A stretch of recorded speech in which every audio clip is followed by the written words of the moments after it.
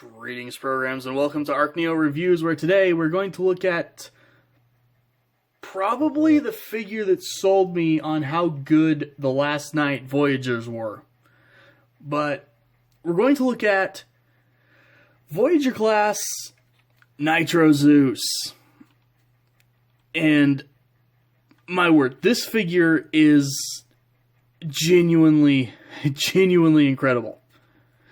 And funny enough, one of the first Voyager class Studio Series figures was just this guy in different colors and a different head, and they called it Thundercracker. So I like to hold this guy and the Voyager Megatron. I've already done a video on, link in the description. I like to hold them as sort of the start of the whole Studio Series thing, because the last night had some fantastic Voyagers, and you can tell that's where they started really kind of taking the movie figures seriously. So, as usual with me being an idiot, I do not know what kind of jet this is supposed to be. If I can find it, I'll put it on the screen right up there. If not, well then there's a reason I just pointed to nothing. But as you can see, it's just done kind of a nice silver color, most of them. A bit of black here and there. Red stripes on the end of his wings. Quite a bit of visible robot on the bottom. But to be fair, it's not obvious robot. It's just mess, tiny wheels, and then a head. But if you want, you can go ahead and just remove the head, which we'll look at this more later. But overall, not a bad transformation, actually, for a jet former.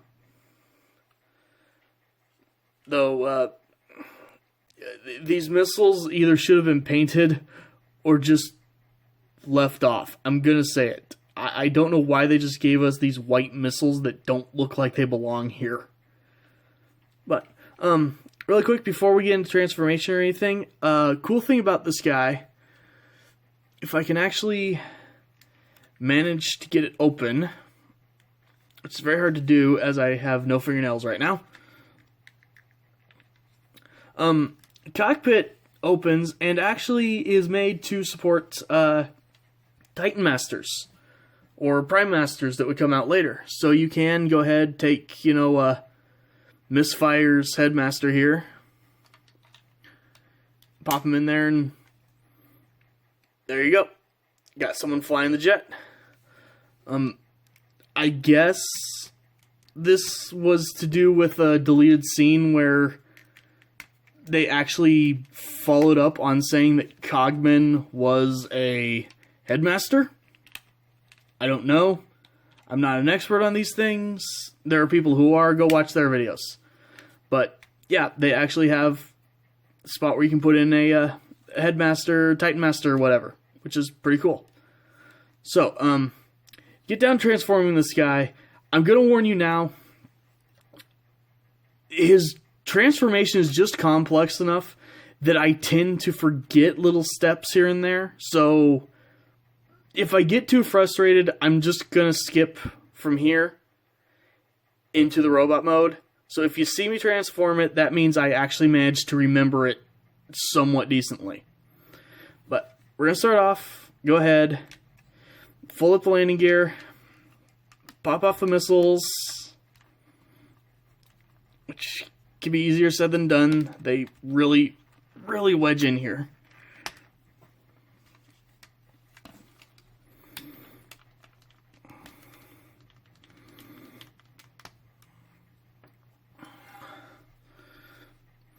Then you're going to go ahead and just bring up the wings, and they are tabbed in a couple places on the body, so let's kind of work them out. You'll see that they're tabbing in right there and up here. And I want to say there's like a sort of a pseudo tab back here as well. But, you know, a lot of places that they lock in. So just go ahead, work them a little bit until they come up. The main one being this pin right there. Go ahead and fold these little sections up right here.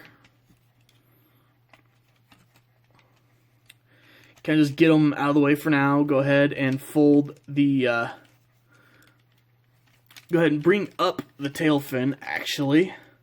Which, again, it tabs in, so it is pretty secure. This thing tabs... This whole guy just tabs together left and right, so it's a really, really solid transformation. Go ahead and just fold down all the tail fins and everything. Bring this back. It won't quite come back to peg right there, but it will do that eventually. So, then you're going to unpeg the legs from the sides of the jet. This is the hardest part to do because they tab in really, really tightly. They actually like clip in on both sides right there. So, really quickly, go ahead and, you know, get these, get everything kind of oriented a little bit. Because right now, still when it's probably the easiest to do. I like to fold out the feet really quick, too. Now, here's where transforming this guy has a moment of being just incredible. So you're going to come up here, grab, you know, the rear thruster. That's going to come up out here, lock into place. And give me a second while I adjust. So this arm's going to come up, you know, lock into place over here. Then the other arm is actually the nose cone. So you're going to take this leg, fold it forward like that, unpeg the nose, bring it all the way up on like 3 or 4 different hinges. Bring this back down, and now you can actually peg together his crotch, whatever. Oh, and before I forget to mention it, there is a like figure stand port down there. But it's fighting me not wanting to actually snap together. Go ahead and rotate the legs into place. Then just kind of fight with this a little bit till it all locks into place, gets into position.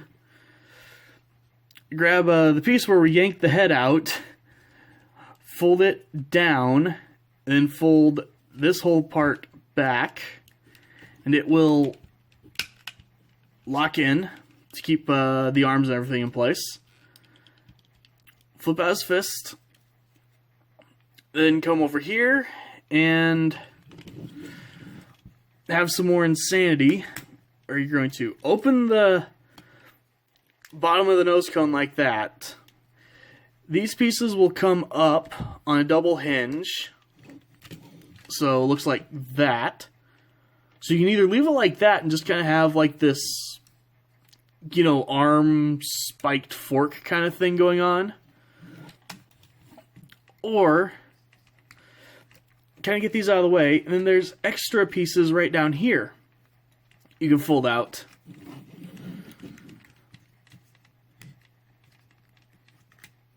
And go like full crossbow weapon on that arm. So for the wings, this is the worst part of the transformation. This was not engineered well. This is probably going to go wrong. But you're going to unpeg the engine from right there. Then start rolling the wing up on all of its different hinges, and eventually this part is going to go over this little square peg.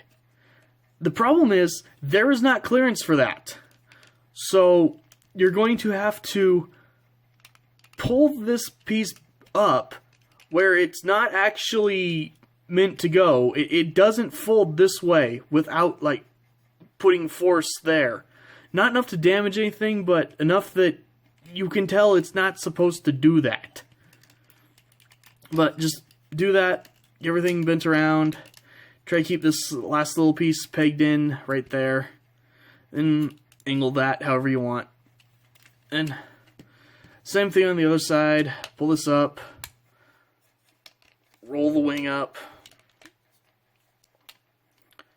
and then try to get that over there without it popping off. I did get incredibly lucky here. Normally, these little thruster bits just ping off into oblivion while you're trying to transform in there. But go ahead, do that. Finish pushing this down. It'll tab in on the back. And there you have Headless Nitro Zeus. Yeah, let's go ahead, grab his head here. As you can tell right there, it is just basically a Titan Master connection port. So just pop it in right there. And there you go. You have Nitro Zeus in robot mode. And this guy is so cool looking. So, get up close here. The details are going to be a little hard to see on him because he is just jet black. And funny enough, that's not my camera. His details are just hard to see. Even in person, no matter what the lighting is, this black is dark enough that it is just hard to see. But he's got, just markings and stuff all over him. Bits of kind of a copper color. Nothing really comes off as, being hollow, which is pretty neat, actually. So, overall, really cool looking figure. Now, per the instructions, you are supposed to take these little missiles and peg them in right there. Again, these things are dumb. I don't know why they bothered. They look terrible just being this stark white. Meh. Not messing with them. But if you want a fun thing you can do with this guy, obviously because that is just a Titan Master port there, you can yank off the head, then go ahead and grab a Doom Shot here, I think his name was, from the Titans Return Megatron. Go ahead, pop him in here. And there you go. Now this is a Megatron figure. And that is somehow almost fitting. Makes this look like a fusion cannon. As his head bobbles back and forth because this Titan Master is just a little loose in general. Go ahead and put his proper head back on. And I guess in the movie, actually, this is not even the head that he had. This is more of a prototype sketch head that made it to production before they finalized the design. So, bummer, but for a quick size comparison, here he is alongside Studio Series Starscream, which I would assume that's about right in terms of size. Sadly, Starscream was dead 2 movies before this guy showed up. So we never got to see them interact, though I'm sure that would have been hysterical from what I know of this guy's personality.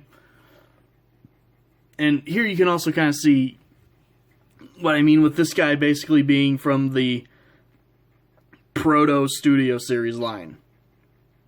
These two look really good together.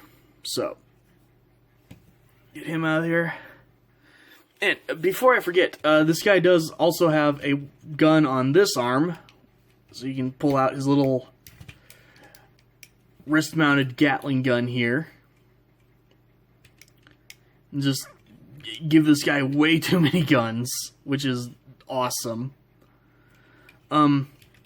Posability, he does actually have a pretty good range of posability on his shoulders. These pads can get out of the way to let the arm go all the way up.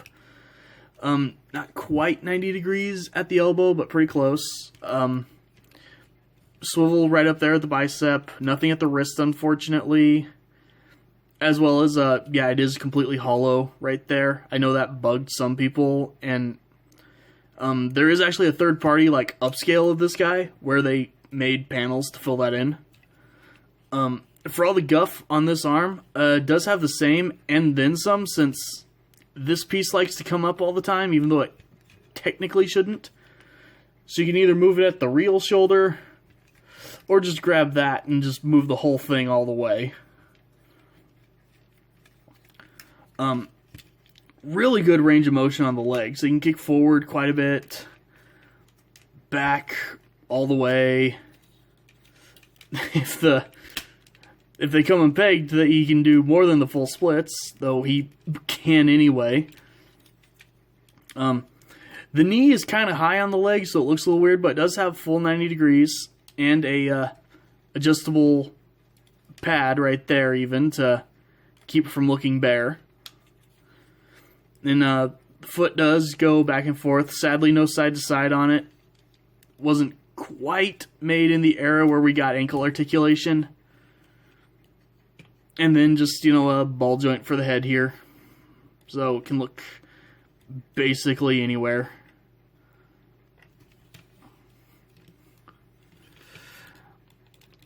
But yeah, weird kind of worthless missile accessories aside, this is a really, really awesome figure.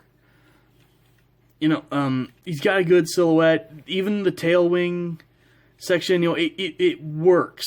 This guy, it just somehow works on him.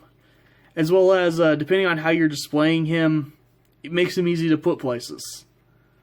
So, highly recommend this figure if you get a chance.